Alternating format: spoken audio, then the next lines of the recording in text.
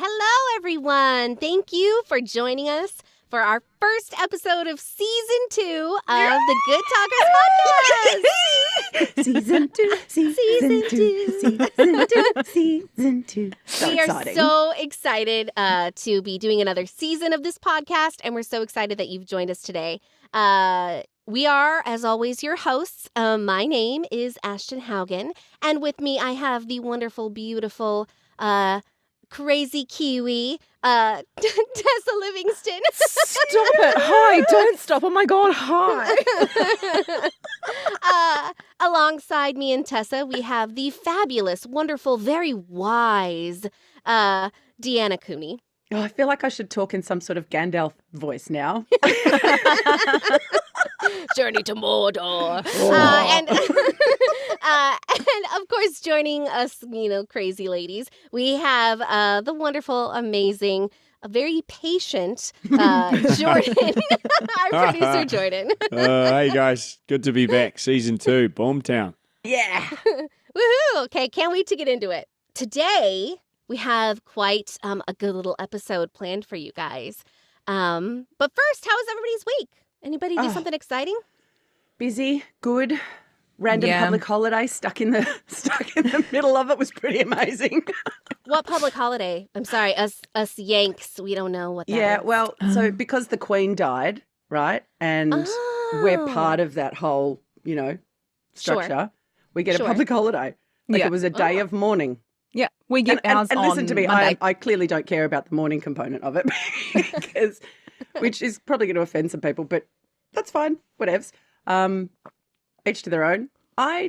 We just got a public holiday, like random day off, and on a Thursday, right? Which is kind of weird because now everyone's probably going to be taking Friday off. Do you know what I mean? Like, well, let's hope so. I would. Because I'd be like, also, I'm very sad. I need Friday. Yeah, I'm so sad. I need another day. And then Monday here is a public holiday because it used to be the Queen's birthday, right? It's not actually her birthday. It's just the public holiday that we get for the Queen's birthday. Now it's called the King's birthday. So we have like Queen's death day, apparently go back to work for a day, have a weekend off, and then have the King's birthday. Oh, nobody's working that day. Exactly. Nobody is working that day. No one's working today. We have ours on Monday, Jordan? Yeah. Yeah. Which is great if you're employed. And if you're not, then it's just like... Doesn't make any difference, does it? No. Man, really? Another public holiday? Like, awesome if you get paid to go to work and, don't be self-employed. Absorb public holidays. Or be self-employed and just consider your whole life public holiday. Good call. Oh, I Right? like that. Your life. Better. Yeah, I'm in for that one. I'm Totally. so Makes me cup feel half full, better. Seriously. Oh, man, you guys are a funny group. I get no public holiday. We have the Queen, like everything's been playing on like the TV and internet and everything all day, every day. But like we don't get time off to watch it. Good old America. No time off ever. America. Anyways, okay. So today, speaking of regional differences, Oh, nice. Today we're going That to was be so good. That's a good so segue. great. Yeah. We're going to be talking all things. We're going to be talking the good talk about all things accents. I think this is a really interesting conversation for us to have, considering we all have different accents in this podcast. It's a really cool thing when you meet someone from another country and just listening to the way that they speak and absorbing that, and as voiceover artists, listening to the way that different people from different places make different sounds. It's fascinating to me. So let's just start with the basics. What are accents? How do we use them? On a physical level, how do we break them down as voiceover artists? I think this is actually kind of a funny question because everybody has an accent. No matter where you come from, you have an accent, even if you think you don't have an accent. It's kind of a weird thing to speak a general American accent like I do. Mine's a little California too as well. But if you speak a general American American accent, a lot of times you think that you don't have an accent. And that's like a Ah. very It's American, very common, yeah. like, like a little self-absorbed, like type of thinking. But it's still a general American accent. I just think that's an interesting little tidbit about people who normally speak a general American accent, like that's their accent of origin. I can Yeah. totally see why they would think that, though, because the general overarching, like, for anybody who's learning an American accent, they're told learn a general American. And back in the year that I can't be specific about because I don't actually remember, when newscasting and that was, like a massive sort of thing. Like, I feel like newscasting was like, if you were a newscaster back in the 1980s or the 1970s, like you were amazing. You were just the most incredible person. But they were all told to learn general American accents because they didn't want regional accents. They wanted you to sound a certain way. So I think you can kind of forgive that attitude because that's what you saw. It was everywhere, and it's still kind of everywhere. So I think that's where it comes from. I think that's where the general American accent comes from. I can't remember, but I think it comes from newscasters trying to sound the same. Probably That's that's where the true. RP thing comes from as well. Like, Oh, I yeah? don't know for sure because I haven't looked into the history of it. But, like in Australia in particular, everything that was news and current affairs related for a very, very long time, and while I was a child, definitely was very British. Yeah, same with New Zealand. Really? Yeah, right. Yeah, Yeah. well, that makes sense. Yeah. That's We really kind of just like an interesting. extension of England, so. Yeah, what I find also interesting is the history of American accents, especially in the media, is like back in the 40s and 50s when the transatlantic or like mid-Atlantic accent was like the thing that you had to have to be in Hollywood. That Katharine Hepburn way of speaking was like the thing that you had to know. And it's interesting because still a lot of work today. I feel like as a voiceover actor, I feel like I'm still being called to use that type of an accent once in a while. So if you don't know what a transatlantic accent is, it's like an accent. Oh, keep going. It's like an accent that is halfway between being British and being like America. So it's like literally in the middle, mid-Atlantic. It's like part American, general American, part British, somewhere in between. The only place you really find it is in the media, which is kind of, it's like its own anomaly, which is interesting. A lot of actors, particularly Australian actors, develop that accent. Like you can hear it in the way that Cate Blanchett talks and Toni Collette a bit, right? But Cate Blanchett's accent is so like kind of nowhere, right? And it depends on the words that she says. And she can dial up the Australian and dial up the American and dial up the British and probably any probably any accent that she wants to, right? But where she sits just kind of normally, particularly when she's doing like media stuff, like press conferences and stuff, you can really hear that she's really neutralized the strong Australian, strong American, strong British and has this like kind of mix of them all now. That's so interesting because when I listen to people talk and like accents or characters or whatever I'm listening to, I get quite a physical sort of feeling inside my own head and my own anatomy as to what's happening with it. And it's funny that you mention her because if I imagine her talking, it feels like everything is so open. She just feels like a big circle. Which is like that when you said neutralized, I was like, oh, she is. There's no specificity to anything, so it's so open. Ooh, yes, interesting. Yeah, and I think a lot of Australians who like deliberately go out and develop a British, like the ability to do a British accent and an American accent, whether that's regional or general, right? What winds up happening is we build this like lovely kind of middle ground. And I don't know what percentage of American voice talent do a really good mid-Atlantic accent. I don't know what percentage of British people do it, but a lot of Australians have a really solid mid-Atlantic. It seems to be a middle ground that we can find, fairly comfortably. So I feel like the only people who really do a transatlantic accent anymore, it's not even like I would say it's even less of voice actors and more theater students. Like Ah. specifically Oh, that theater makes actor sense. students Yeah. are still trained to do a transatlantic accent. I feel like if you go into like a drama, a theater major in college and stuff, like that's probably one of the things that you would learn.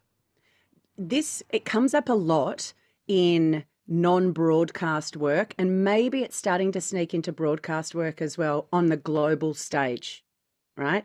So there's particularly, I think, and I might be wrong, so if I don't have this quite right, feel free to like email us and let me or send us a message on socials or something like that and go, no, Deanna, you're an idiot, it's this, right? Feel free, right?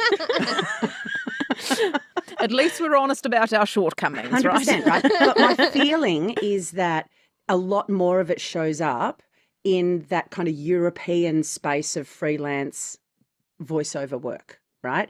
The stuff that is like in-house for big organizations and that kind of thing, right? That maybe have, I don't know why, maybe they have employees from all over the world, and having that neutralized middle ground accent kind of doesn't alienate anyone and kind of includes everybody that is listening to it, So I think that's the place for that particular accent. It works really well in an environment where you've got a lot of different people listening, and it allows a lot of different people with different accents of their own or different like cultural spaces that they come from to, excuse me, I keep like choking on my own saliva this morning. I think it gives those people an opportunity to relate to the voice, even if it's happening on a subconscious level.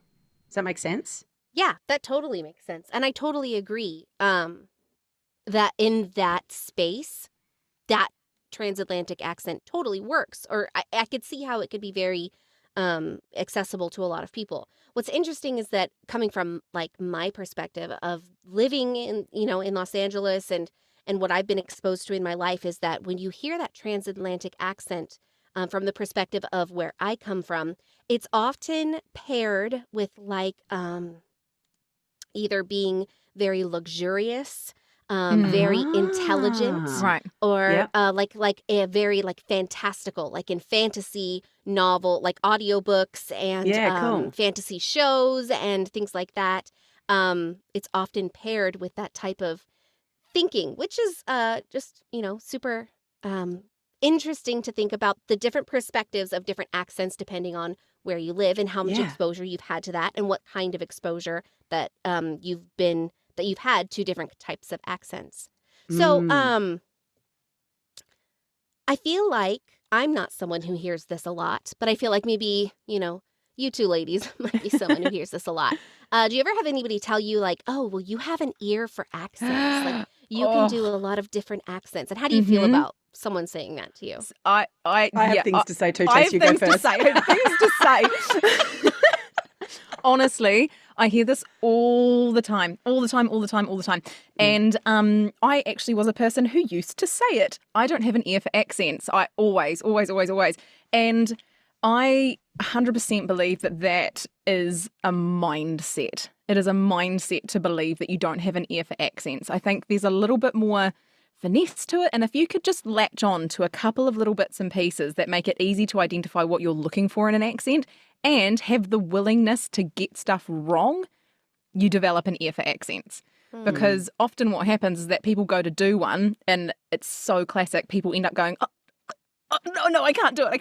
I'm going to sound silly. And they stop. And I don't know if you heard, but what I was doing just then, my throat literally closed up. My muscles got tense and everything shut down. You can't do anything. Total glottal Glottic stop, pressure, right? glottal stop, completely shoved together before Jordan blows his horn. Glottal stop is full glottal closure, and the glottis is the space between your vocal folds. Yes, the glottis is a space. It's not an actual thing.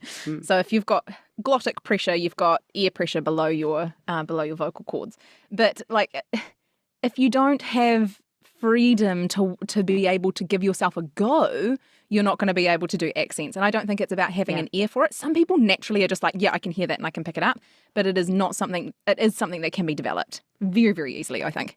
And the other thing about that is that, like, sure, being able to hear it is one thing, but being able to replicate it is a completely different thing, and actually doesn't have a great deal to do with your ear anyway, right? If you can hear it and make decisions about what you're hearing, then that's helpful, right?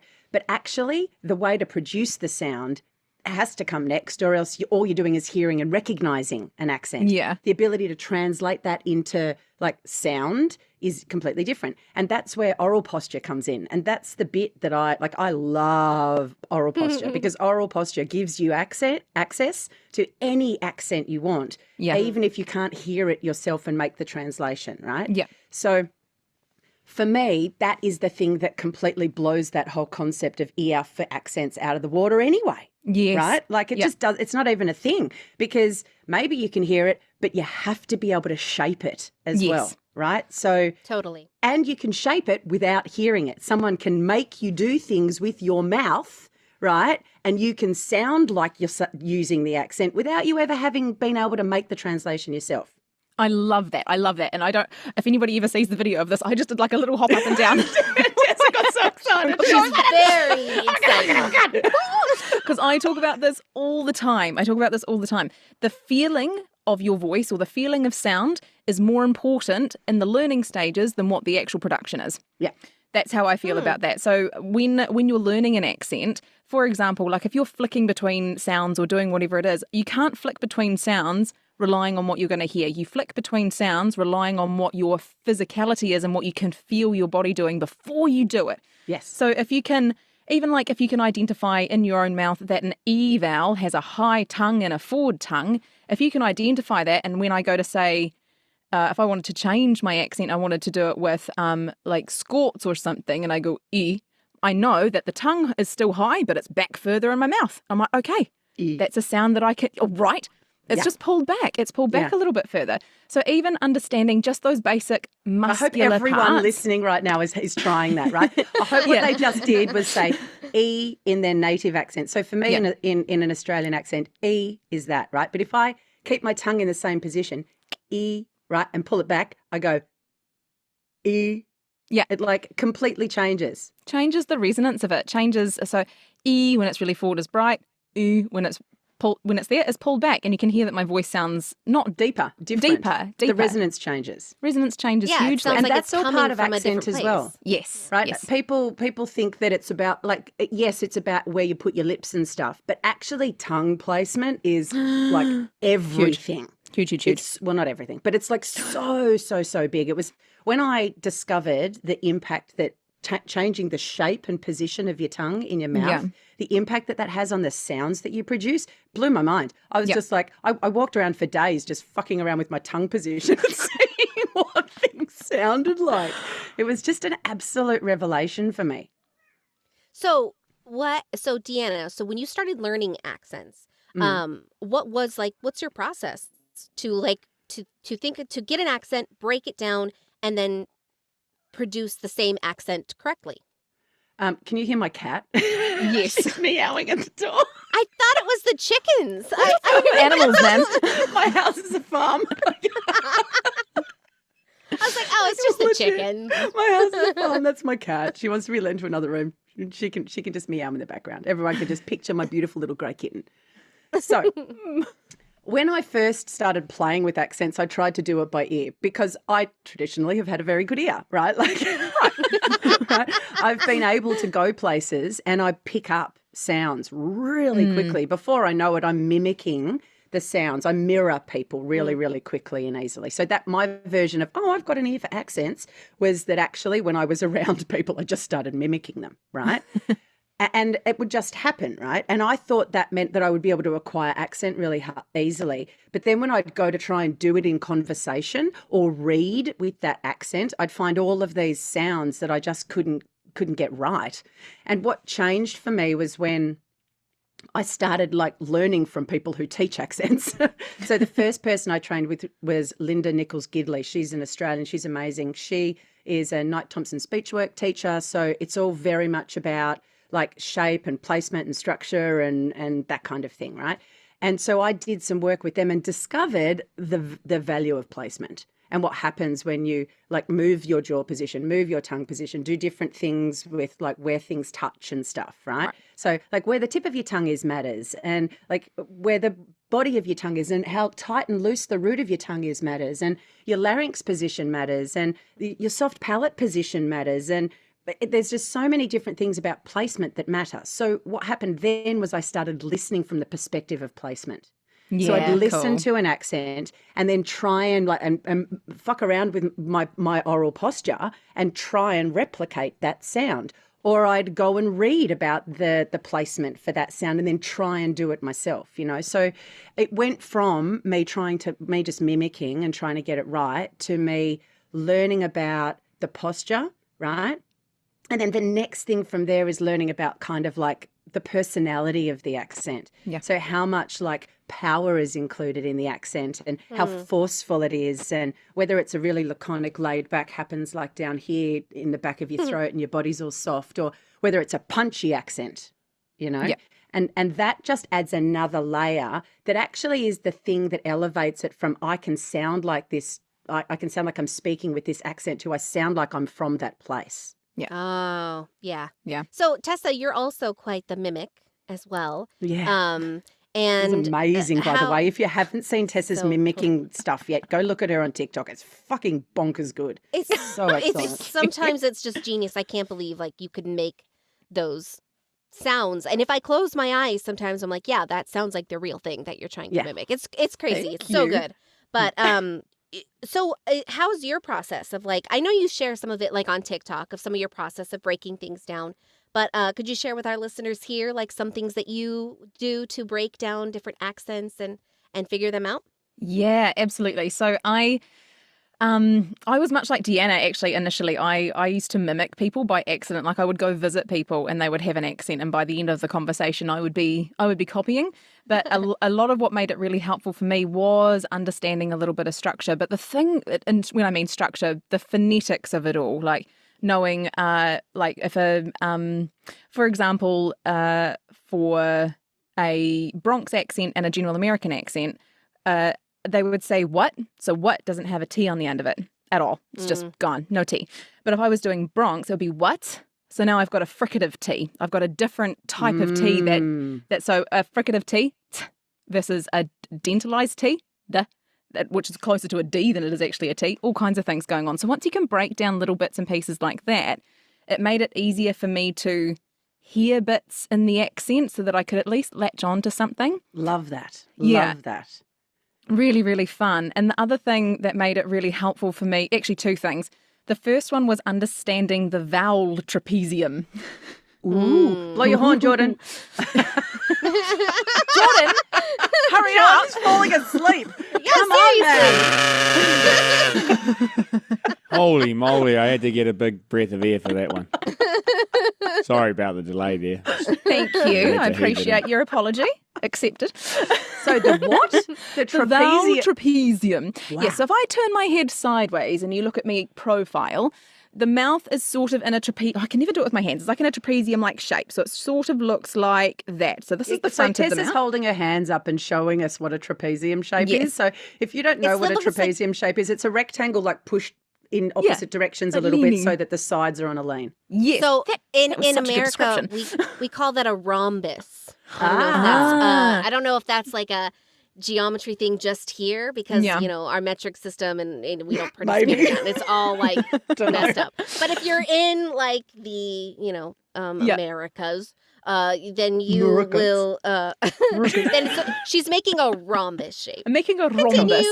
Thank you. If you imagine yourself holding up like you're going to take a photo, you know how everybody does that, like, oh, I'm going to square up a photo, that sort of thing. That's what I was doing with my hands. Anyway, so what that is that each vowel has a placement with its tongue height and tongue forwards and backwards position. And once you know that once you shift a vowel, that the vowel in front of it is going to move as well, it makes it much easier to understand that things just kind of move around. And what that allowed me to do was to change a couple of the vowels and go, cool, I've got freedom in my mouth. I can do whatever I like. And things would just happen because I wasn't trying to overanalyze it. I was just allowing it to sort of flow because I know that once I start changing one vowel, the rest of them are going to try and fall into place because they don't feel right in their original position. Oh, that's interesting. I think you have a great deal of flexibility though, right? Because a lot of people get stuck in their own accent and don't have that freedom to just allow all of the sounds to change. So that's why people often will get 90% of the sounds right in an accent, but still be stuck in their own accent on certain sounds. You know, and the rhotic R is one that happens like that all of the time. So the Australian accent is non-rhotic, right? We don't say our R's like Same with Kiwi, in American, right? Like, so, you know, like farm, you know, as opposed to I say farm. Farm. I'd say I hardly farm. even say the M sound, right? I say farm. Farm. I just stop the sound with my lips. Farm. Right? That's all it is. Farm, right? And I can say farm. I can lean into the R a little bit. It's still not a rhotic R sound, right? It's just an elongated R, right? Farm, right? So the R the tongue position on R is very different to R. It's like my tongue is back and lifted for the rhotic R, right? So it's Australians in particular, that it's a massive issue for us, right? Because we never use that R sound. Yeah. And so sometimes getting the tongue into that position isn't as simple as just like, oh, well, if I change the A sound and if I change all the vowel sounds, then that R will also fall into place. It often doesn't. No, you're absolutely right. It really doesn't. What's interesting is that when you talk about that, is that oftentimes, so I have a background in special education and especially in like younger grades, preschool. I did several years in preschool classrooms.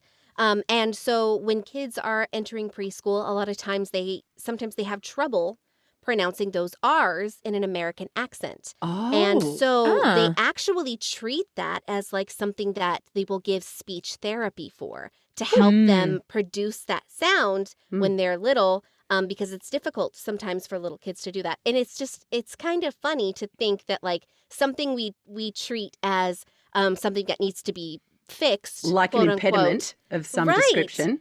Right. Is something that's very common and natural in other accents. That's kind of fascinating. That's so interesting because as a speech therapist, I have taught people how to put an R in for non-rhotic accents, but that's because their speech impediment might change them from an R to a W or something along those lines. So they'd say wabbit instead of rabbit, which, like if I'm saying the word car in an American accent, but you can say it with car, you can say it without. That's really bizarre to me to hear that even though that's not an impediment. That's just a sound being missed out. It's just shape. Yeah, it's just shape, which is really interesting. So when little kids come up and they're like, okay, I'm weeding, like that's to put the W in about the farm, and they're not saying if I say the farm, and they're not putting the R sound in, they think, oh man, this kid needs speech therapy. But it's interesting that like Deanna could say farm and just sound Australian. I think that's impediment, right? Right. Everyone thinks I'm just talking about my house. Right. You know? Yeah, it's really, really interesting. You know, the other thing that I love about accent acquisition, the other thing that I think is really important, I forgot to say this before, is prosody. And that changes so much between accents, right? Because there's words that you say, Ashton, in an American accent that I say really, really differently, right? And I'm trying desperately to think of one right now. Oh God, there's a million of them on the tip of my tongue. Say some words, Ashton. Some words, Ashton. I don't know. There was let's see. I think there was like one time you were like driving. Oh no, maybe that was like slang that you were talking about. Some words that you might say differently. It doesn't matter. I'll Google it and I'll find something and then I'll come back to it. All right. So carry on talking about something else. But the prosody thing is really, really interesting, right? Because that's one of the things that makes you sound like you don't come from the place and you're just saying the words with the right shape. Yes. Yeah. Sure. Oh, like coriander. Is coriander one of them? Do you say? I know you say a totally different word for coriander. You say we say cilantro, but I wouldn't say cilantro. Cilantro, cilantro. Same kind of prosody, really. Like the shape of the syllables is still the same. Yeah. There are definitely some herbs and spices, or herbs and spices, as you. Oregano. Oh, oregano. Oregano. That's it. That's the one. Or Yeah. I know with in like British, like we'll say aluminum, but like Yes, British people will say aluminium. aluminium. We're there. Yeah. Excellent. Yeah. Thank you. Yeah. Fuck, that took some time, but well done, team. Oh my Go, God, no, the worst team. one. The worst one is you lot. What? And I'm talking about you, Ashton. Is You lot. you lot? What the fuck is caramel? Oh, Caramel. It's caramel. Yeah, it is. It really is. There's But more we just sounds say, in that word. can I have a caramel macchiato? Yeah, No, you like that's what we say. No, you fucking can't. But you can have a caramel macchiato if you like. Caramel. Oh, I've actually got a list written somewhere in my phone of words like this because Yes. when I'm teaching general American accent, every once in a while a word will pop up and I'll be like, oh, Well, I that recently just- yeah. did. I recently did a bunch of training with Felicity Jerd, another incredible accent and dialect coach based in Australia, works with people all over the world. She's fucking phenomenal, right? And she gave us that list. She gave us a list. Here are all of the words that from a prosody perspective don't match, right? Interesting. And so she spent a lot of time in America in her like earlier acting days, like a long time ago. And she was like convinced that she had the accent down, but she'd say some of those words with Australian prosody and not American prosody. And people would be like, that is not how you say that word, love. So she's have given a us a whole question. list. Yeah. I have a question about one word that may or may not be on that list. So I want to see how you guys say it without me having to tell you what it is. Okay. So Okay. it's a kind of ice cream, but it's not necessarily ice cream. It Is this usually has the gelato? word it usually has the word rainbow before it. Do you guys even know what I'm talking about? Rain. We are pulling Rainbow- the weirdest faces right now. We're like, rainbow- Sure. Oh, sherbet? sherbet. Okay, so you guys say sherbet. Sherbet. I say sherbet. I'd say sherbet. Sherbet. Yeah. But yeah, But not B-I-T. even sure, just Sure. sure, sherbet. It's not even So- bit, it's bit. But But no we T call on it- the end. No we- T on the end. Sherbet. I can't Sherbet. do it. No I T. have to say, Yeah. I have to say the T. No, I have stop to it. do It's an unvoiced T, right? Unvoiced You T. say Sherbet. sherbet. Sherbet. Oh, it's a stopped T, isn't it? Is it No, because sherbet? T's unvoiced anyway, so it would be a stopped T. T. Yeah, okay. Um, T. So Honestly, I'm over here like geeking out. No, it's a voiced, unvoiced. What? I'm very happy to be wrong, right? Like, correct me. Yeah, I'm pretty Anyway. sure it's a stopped T because A when you go stopped T. sherbet, what happens is that your tongue latches to your roof alveolar of your ridge. mouth. Fun fact, everybody, and stops. Say that again, because I talked over you. It's an alveolar ridge. So if everybody takes the tip of their tongue and touches the top row of their teeth, and then slides it back slightly until you hit your gums, and there's like a little bumpy bit, like a little ridge, that's called your alveolar ridge. So that's where you make your t and d sounds, and l is also made there. L, T, D. oh, yep. Yeah. Anyways, And when you say A fun nerdy sherbet, fact. when you say sherbet without the T, you don't say sherbet. I mean, you can, right? But Can. what we're doing right now is saying sherbet. We're stopping the T sound. We've gotten really stuck on this sherbet I thing. know. well, the reason I It's bring good. it up It's great. is because a lot of Americans actually add an extra letter that's not even there. What? We call it rainbow sherbet, Sherbet. which is not even how it's spelled. Like You're there's sticking no another R in. R in there, but for some reason people call it sherbet. Sherbet. I don't know why. Sherbet. When I say that, honestly, my tongue is curled so far back into my Sherbet. mouth to try and make that I'm happen. choking myself. Sherbet. Sherbet. Yeah. Sherbet. That's like that. That's like the word. Sherbet. A word that people find really, really hard in general American is hard. Like Hard. something's hard. It's difficult. Hard. Or what's the other one? Of course. Course is Oh, another so really hard. hard Course. shape to make because of the O before it. Or because But that's we would what- just and- go oh. like that, but we're not allowed to. We have to go course, and we have to keep open, and it's really tricky. Otherwise, That's it sounds the- like course. I think that like a lot of people well, like in my way of thinking, how I say that is I don't even acknowledge like the U part. It's really just I concentrate on the O. Yeah. Course. The U is like we just don't even in America, letters don't mean anything. We'll just add and take away whatever letters we please. Everyone does that in every accent. Like that's just, but that's the thing, right? We Like do it too. we're literally not saying the T on the end of sherbet. Yeah, right? that's true. Unless we choose to. If we're using a really colloquial slang, easy kind of like a really vernacular that's not meant to be like clean and tight and stuff, we'll say sherbet. But if I wanted people to understand what I was saying, I'd probably say sherbet, Yes. right? And I'd put that T on the end because it's clearer, right? But if I wanted people to feel relaxed and comfortable about what I was saying, I'd just say sherbet. Love But it. then you, interesting. Ashton, wouldn't understand what I was saying. I'd be like, what are you talking about? Rainbow sherbet? I want some You want to sherbet. get some sherbet? Do you only have rainbow sherbet there? Do you have other flavours? No, I'm sure there are other flavors, but like I would say that no one really sells them. Only really rainbow. Wow. That's Yeah. so weird. Yeah. Yeah. We only really get. That's why I said rainbow is because like that's really the only flavor It meant of nothing to Deanna and I. sherbet that which I don't. How is that even a flavor? Like rainbow is not a flavor. It's not cherry. It's not apricot. It's not banana. Like it's rain. You cannot taste the rainbow despite what Skittles would have you believe. Oi, well And by the way, done. there's another one. Apricot, not apricot. Oh, Oh, yeah. yeah. Apricot Yeah. and apricot. Tomato. I know Yeah. that's another one too. Tomato. Yeah. Okay, so now we need to get back on track. Yeah. To what this means to a voice actor. So, in your experience, in my experience, I'm actually it's kind of strange that if you have a general American accent, I don't use a lot of other accents in my work unless I'm doing specific character work that calls or audiobooks or another one that calls for a specific accent. So in your guys' opinion, how important is it for a voice actor to have a plethora of accents in their toolbox? Is it something that we should really be working on?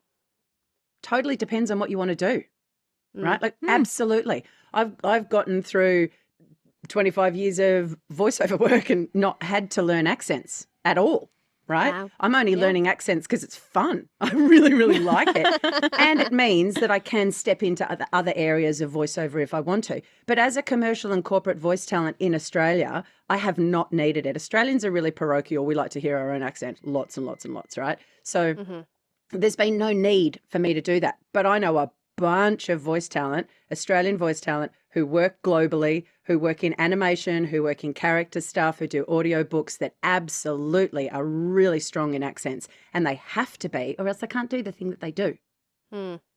I feel like for me that's probably more true. I don't think just having a New Zealand accent would get me very far. It's you know, we're a smaller community. We've not got as much work going around as you do in other places. And for me to only have a Kiwi accent, I think would absolutely floor me. So I have the perspective of, you know, I need to have a general British, a general American. I'm working on my general Australian. I'm getting there. It's tricky. It's hard, isn't it? It is hard. It is hard. It's. I find it quite.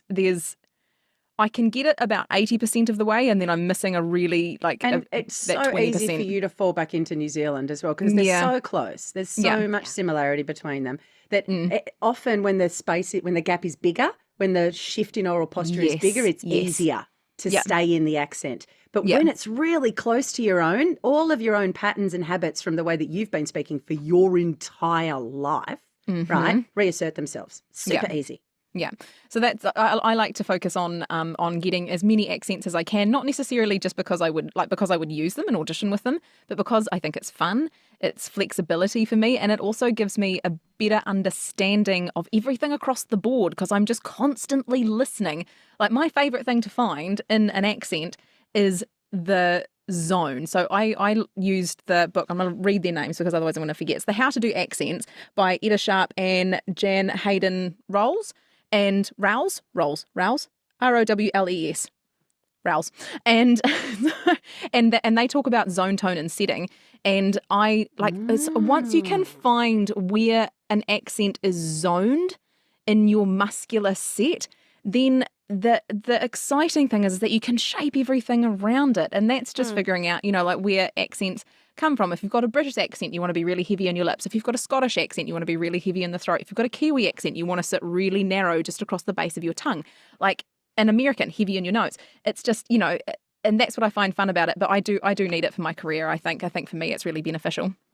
It's really interesting the way that you describe all of the, like that zone stuff. You've clearly got a structure and a language that you utilize for that. And mine's different, right? Because I've learned from different people. So the Knight Thompson structure is different to that. And Felicity Jurd's structure is different to that. Yep. And what I've found by starting to step into learning accents is my vocal control and my ability to manage myself has jumped up another level. Right? Yep. Like it was already good just from practicing for a long time and doing something for a long time and paying attention. But it's so much more granular.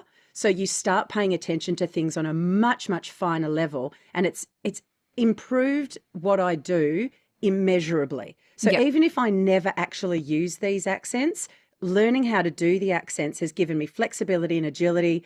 Linda always says the more that you can do with your tongue, the more that you can do with your tongue. Right? I love that saying. I love that saying so much. Hilarious, right? Yeah, and absolutely seriously. Out of context would sound very, very saucy. Yeah. I think you set a lot of people's attention by saying that. right. But in the context of voice work and being a speaker, a professional speaker, which is what we all are, right? That agility and flexibility is so important. And I think that's one of the biggest things that I've gotten from the stuff that you've shared today, Tess, that freedom and flexibility. Yeah. And I think what people need to understand is you don't get that immediately. That is what engaging in the process of practicing these things gives you. You don't get yoga level flexibility in one session of yoga, right? You have to do it over years and over time, and it takes little incremental shifts in the right direction to build that level of flexibility. And this is exactly the same. So even if you think you sound dumb, just do it anyway, right? Because, and even if you get it wrong, it doesn't matter because what you're doing is practicing and building flexibility and building strength and building agility. Yeah. Agreed Totally. On all the levels. What a very spectacularly wise way to look at learning a new skill is that even if you get it wrong, even if it's not perfect, you're still going to learn something, and it might make that learning process might make all your other skills be heightened. It will. I think that's beautiful. Yeah, it will make them heightened. It just will. It's inevitable. It's great. That was a really good talk I feel like we had about accents. And I think now would be a great time to transition into our Sounds We Can't Make segment, which is really interesting this week because it is actually an accent. And so I know that if someone asked me to do a New Zealand accent, I couldn't do it. Not today, at least. Like, I don't have that skill level. What about you, Deanna? Do you think you could pull off a Kiwi accent pretty flawlessly? Probably, definitely bits of it, right? Because I've kind of like Australians do Kiwi accents to take the piss out of Kiwis all the time, right? We do the same to you. Like, we walk around going, I'll have 6 of those ducks, please, which means 6 of those decks, right? By the way, anybody else in the world, when we say dick, it is not what you think it is. We have a really funny saying here in New Zealand, which is, we've got a wraparound dick, which sounds like but I've got a wraparound dick. And everyone thinks we're saying dick, but we're really saying dick. And it's so horrible. different, aren't they? Can you hear the difference between those two words? Not much. No. I just heard, all I heard was penis, penis, penis, penis, penis.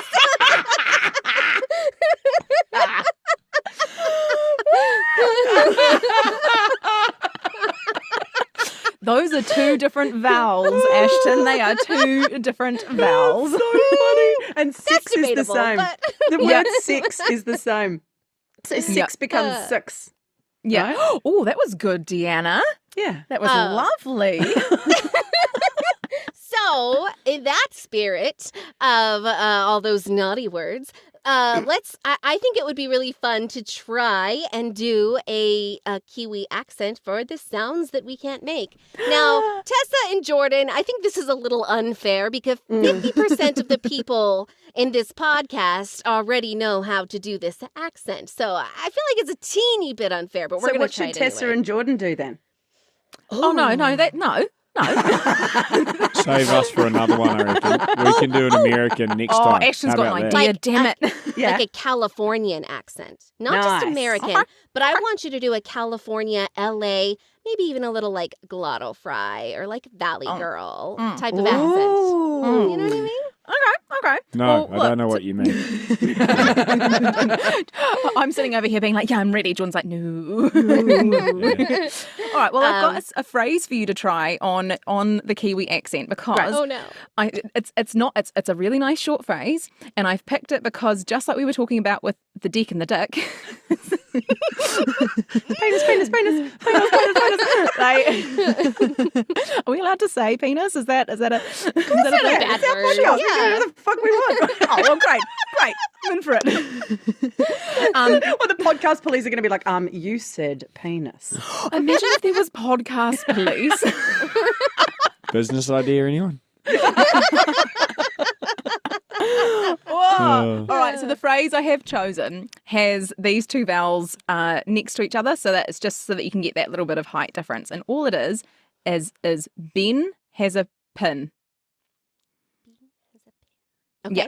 And so I thought that this would be good because we use our neutral thinking vowel in there. We didn't talk about that before, but neutral thinking vowels are really, really helpful. The Kiwi one is a schwa, and it sounds like this. So if you put your Good. tongue flat on the floor of your mouth, and so this is for everybody at home to try. If you put your tongue flat on the floor of your mouth and just literally almost like grunt with air.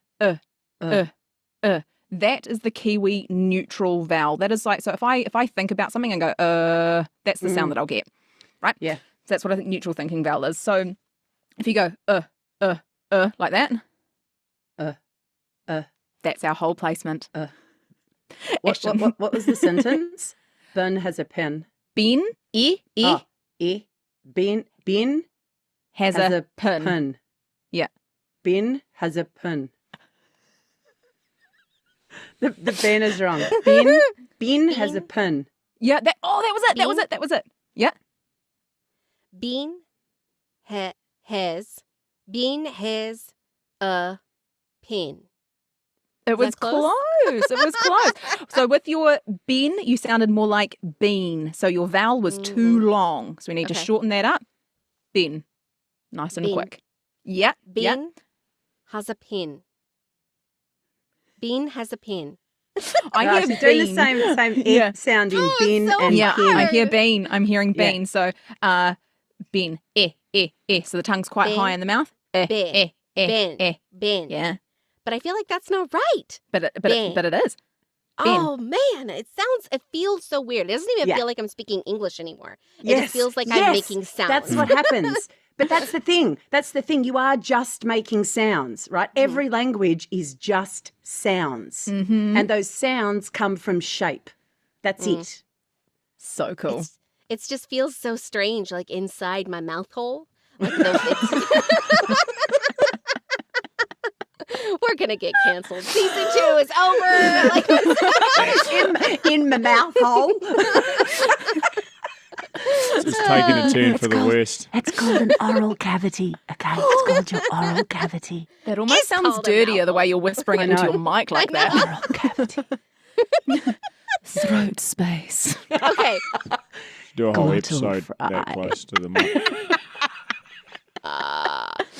Okay, so now that I've embarrassed myself You did quite a good. bit. No, You you're not. did Don't be embarrassed. good. Listen, you can't be embarrassed. Remember what we said about like Yeah, you it's have true. to be prepared to get it wrong and sound weird and have it feel odd. Like you're literally making your muscles do a thing that they've never done before. So all of it is going to feel weird and stupid and dumb, and your brain's going to go, people are going to laugh at you, and you just have to tell that part of your brain to shut the fuck up because it's got no place in being an actor, no That's place true. in being a performer. No place in being a voice talent, no place in any person who wants to be flexible and agile, right? So you just got to tell that voice to fuck off.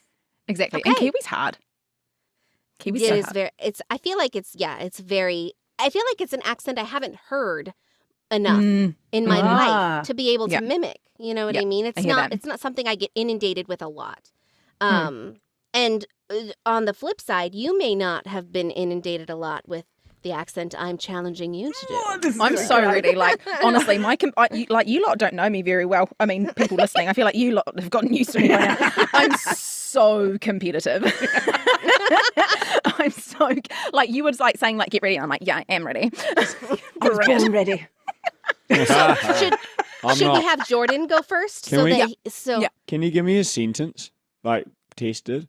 I think that's fair. Ooh. Yeah. Just like a few words, because Nice little otherwise phrase. I'll be winging it, and it's Like, oh my God. You could do oh my God, or you could be like, first of all, that's another thing we say like all the time. Like your the time. your thinking thing is like I think our thinking thing is like. Mm. So I feel like you could say I'm trying to think of a very like Los Angeles phrase. What about like, oh my Um, God, let's go to the beach? Like, is that like, because I feel like Los Angeles has a lot of beaches. Is that a thing? Or am I Yeah, way you off, could go to the way off the beach. money? No, I go to the beach all the time. We have like the most beautiful beaches, like, we Oh, have great careful. beaches. Oh, Careful. Also careful because we would I claim that know. too. But I mean, like I was gonna say in America, not in the world. In America. Yeah, we've got really beautiful beaches. So you could say, oh my God, let's go to the beach. Yeah, let's say that. okay. I'm ready, sort of. You got this, Jordan. Oh my God, let's go to the beach. That was cool. There was some really cool stuff going There's some on in good there, stuff Jordan. in there. I really Mm. like how you hit it in the nasals. You Yeah. went up there. Yeah, it was really good. Do you want to have another go? Have another go. See if you can say it again for him, Ashton and Jordan. See if you can kind of feel it in your mouth. Oh my God, let's go to the beach. Oh my God, let's go to the beach. Cool. That's Really good. Cool. So the other thing that you can do to try and work out what people are doing with an accent is watch their mouth very fucking closely, because the width of the lips counts and how much Huge. tension is Yeah. in the mouth counts and how high up the jaw sits counts. And you can get that information from watching someone's face. Shoulders and hands are great too. Lots of Oh. accents come from. So like when I my want to God. say, oh my God, let's go to the beach. Like all I want to do is use my hands because Wow. like everything just like sits here. I'm like, oh my God, I want to go to the beach. Like, Was that California? or was it a bit heavy? Especially the here part. It was like, Yeah. that was really good. Like the word here. Thank you. you. nailed it. That is definitely how you say here. It's yummy. Like, Here. Cool. that's what I'm like. That's what I'm talking about. Competitive as shit. Okay,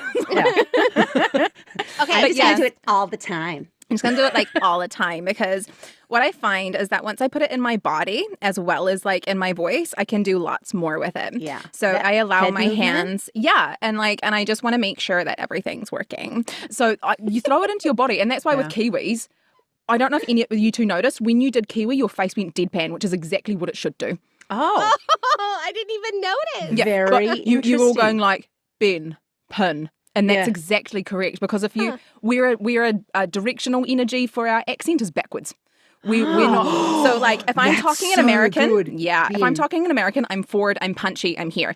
If I'm talking in Ben my has a Kiwi pun. accent, I feel like I'm sitting back in a chair. has a Americans walk pun. into a room and say, I'm here. Kiwis walk into a room and go, sorry, I'm late. I'll just go in the back. That's how we, that's so you know. interesting. our Australians energy do type. this. Australians are in the middle. We go, I'm here, and you're just going to have to deal with it. Yes, basically. Right? Like there's, Yeah. and I agree with you entirely, because that's what I was talking about before with personality and stuff. Bang. For Yep. me, it feels like American is really like trying to create space. Yeah.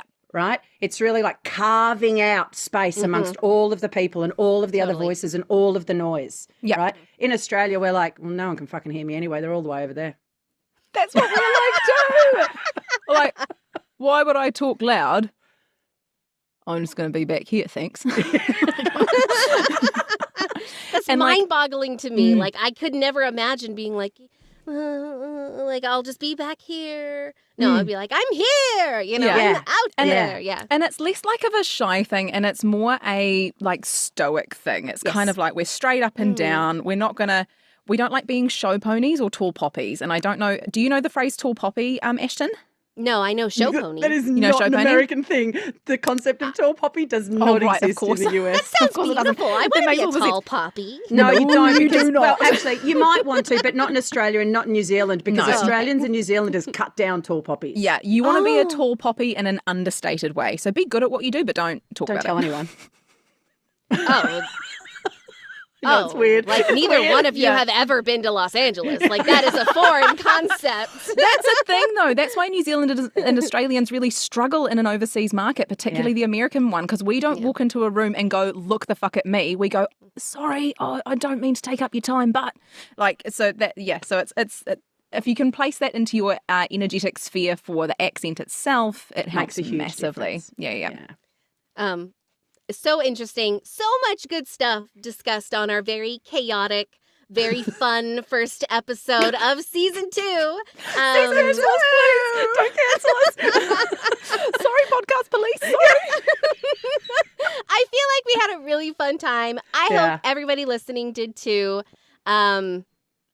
We would love to hear from you guys. If you guys are think that you're a master of different accents, please let us know. We would love to hear any kind of accent, even if you're challenging us to do an accent that from somewhere that you're from. We would love to try it out. Challenge us. That's Oh it. my Challenge God. us, right? And if you're learning an accent, right, this is might be an opportunity for you to practice just putting it out there as well, right? Yeah. Like you can frame it as, hey, I've only just started learning this. Here's my phase 1 of my accent, right? Right. But yes, challenges. Challenges. Give me We a would mimicking love- challenge. I'm in. Yeah, we would love to accept your challenges. Please reach out to us on any of our socials. You can find us at the Good Talkers Podcast on Instagram and Facebook and TikTok and LinkedIn and really Google us. We're kind of hoping to be everywhere. You could also email us directly at thegoodtalkerspodcast@gmail.com. We really look forward to hearing from you guys. We've already had some people reach out to us doing some of the sounds that you can't make, and we just love it so much. We Keep love to doing hear it. you guys. We love to connect with you guys. Please, please keep doing it. With that being said, I think that's good it. to wrap it up. Yeah, I think that's good. Yeah, all right. Yeah, I mean, we let's could do keep it. talking for hours and hours about this. It's like it's such a fun. But we're doing another episode on accents, so we'll talk more Yes. about it then. Yes, and we look forward to talking more about it then. So we'll see you all next time. Bye-bye. Bye. Cool.